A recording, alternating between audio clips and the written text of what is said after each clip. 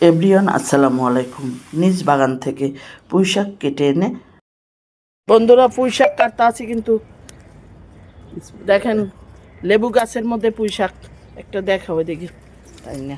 ওই যে এক গাছের ভিতরে আর এক গাছ একটা করে লাগাই দিছি। এই যে পুঁই শাক, ওই যে দেখো, এটাও কিন্তু লেবু গাছ। এখন আমার সাহেব আলী ভাই সে কাটতে আছে, আবারও দেখা যাবে এর ভিতর থেকে কুশি হবে। এখন মজাদার রান্নাটাও কিন্তু দেখবে। এখন কাটা হবে পাতাগুলোও কিন্তু কেটে নেব। পাতাগুলো না কাটলে কিন্তু গাছে খাদ্য পাবে না।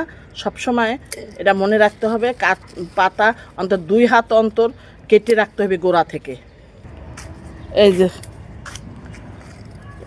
যে কাইটে নিয়ে থুইলাম, ওটারও কিন্তু কাটতে আছে, ওই যে ফাঁকে ফাঁকে দিয়া কাটা যেহেতু।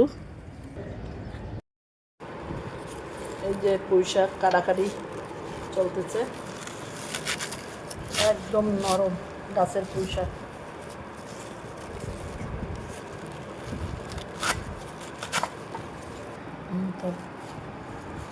এই যে চিকন চিকন করে কাটা হচ্ছে। এখন রান্নার প্রসেসিংয়ে যাব, চলো যাই রান্না করতে।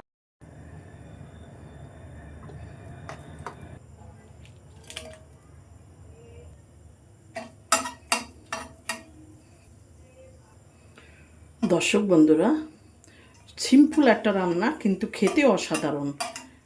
সাদা তেল দিয়ে তারপরে মরিচটা কিন্তু সুন্দর একটা ফ্লেভার না আসা পর্যন্ত ভেজে নিচ্ছি। যা সুন্দর একটা ফ্লেভার আছে, এখন রসুন কুচি দিয়ে দিচ্ছি। রসুনটা হালকা ভাজার পরে কিন্তু পেস্ট কুচি দিয়ে দিচ্ছি।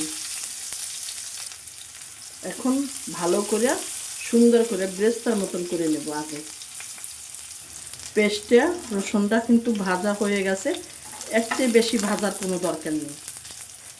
এখন ধোয়া শাকগুলো কিন্তু দিয়ে দিতে আসছি।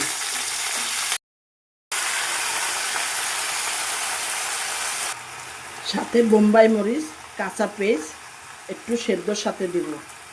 এই উপকরণটা কিন্তু অবশ্যই দিতে হবে, কাঁচা পেঁয়াজ, বোম্বাই মরিচ আর রসুন। এর সাথে স্বাদ মতন লবণ ছিটিয়ে দেব। এখন উল্টায় পাল্টাই একটু মিশাই নেব।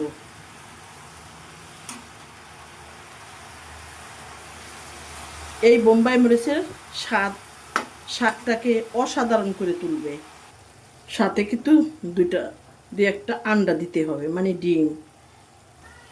ডিম আমি এখনই ভেঙে দেব।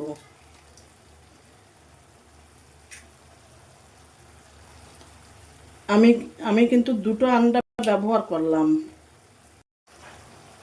আন্ডা 2টা কিন্তু আমি এর সাথে মিলাই দেব। এই রেসিপিটা শুধুই আমার। এই রেসিপিটা যদি আপনারা শাক, শুধু এই শাক দিয়েই কিন্তু, অন্য কোনো শাকের কথা বলিনি, আমার পুঁই শাক দিয়েই কিন্তু আমি আমার মার কাছ থেকে শেখা। যখন মনে চাইতো তখনই আমার মা এই ধরনের রেসিপিগুলা, আনকমন রেসিপিগুলো কিন্তু সে করে আমাদেরকে দিত। আর আমরা 1 প্লেট ভাত তামা তামা করে খেয়ে নিতাম।